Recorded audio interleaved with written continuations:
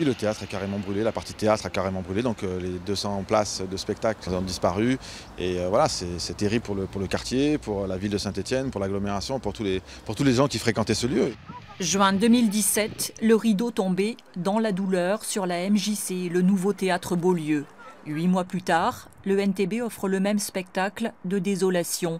Le temps de l'enquête judiciaire, le temps des dossiers d'assurance, le temps des déclarations aussi, celle de la ministre de la Culture de passage à Saint-Étienne en octobre. Je serais venue ici pour dire, vous savez, je viens et il ne va pas être construit. Donc c'en est une. C'est un signe. Les soutiens de politiques, d'anonymes, d'artistes ont afflué. Et l'heure semble enfin aux réponses. Oui, le NTB va renaître de ses cendres au même endroit. La ville de Saint-Étienne a tranché. Cette reconstruction totale prise en charge par la ville paraissait quasiment impossible. Le fait que l'assurance vienne aujourd'hui confirmer son apport financier permet d'envisager un peu plus sereinement l'avenir.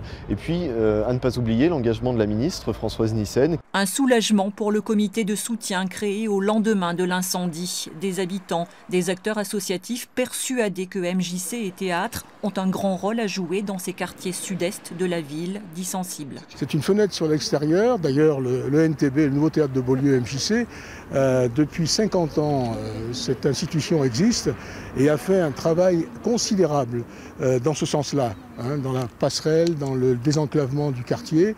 Comme depuis 8 mois, le spectacle va continuer ailleurs, sur des scènes et dans des locaux pour l'accueil des jeunes mis à disposition par la ville. Car les travaux prendront du temps, l'entracte n'est pas tout à fait terminé.